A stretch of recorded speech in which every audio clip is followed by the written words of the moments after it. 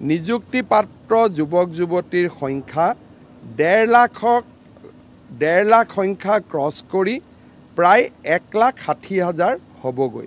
আমাৰ কাৰ্যকালৰ পঞ্চমটো বৰ্ষত আৰু 10-15 হাজাৰ নিযুক্তি আমি দিব পাৰোঁ। বৰ্তমান আমাৰ চৰকাৰৰ দিনত নিযুক্তিপ্ৰাপ্ত যুৱক যুৱতীৰ সংখ্যা 1,25,000 অতিক্ৰম কৰিলে। ৰাজ্যত প্ৰায় 40,000 নিযুক্তিৰ প্ৰক্ৰিয়া বৰ্তমান পৰিচালনা হৈ আছে।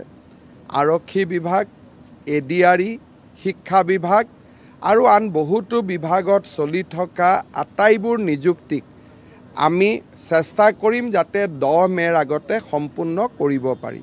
ইয়াৰ ফলত নিযুক্তিপাত্ৰ যুৱক যুৱতীৰ সংখ্যা 1.5 লাখ সংখ্যা ক্ৰছ কৰি প্ৰায় 1,60,000 হ'বগৈ। আমি চেষ্টা কৰিম যাতে আমাৰ কাৰ্যকালৰ পঞ্চমটো বৰ্ষত আৰু 10-15 হাজাৰ নিযুক্তি আমি দিব পাৰোঁ। অৰ্থাৎ 1 লাখৰ প্ৰতিশ্ৰুতিৰ পৰিৱৰ্তে প্ৰায় 1,60,000-1,70,000 যুৱক যুৱতীয়ে চৰকাৰী নিযুক্তি লাভ কৰিব। স্বাধীনতাৰ পিছত কোনো চৰকাৰে কেতিয়াও ইমান যুৱক যুৱতীক নিযুক্তি পত্ৰ দিব পৰা নাছিল।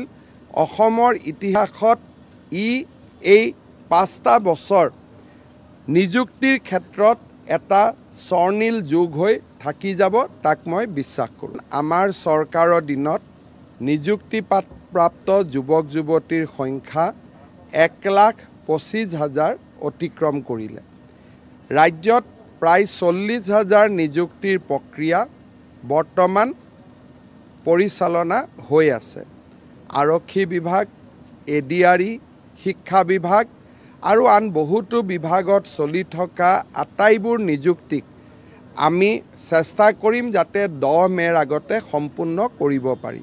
ইয়াৰ ফলত নিযুক্তিপাত্ৰ যুৱক যুৱতীৰ সংখ্যা 1.5 লাখ সংখ্যা ক্ৰছ কৰি প্ৰায় 1,60,000 হ'বগৈ।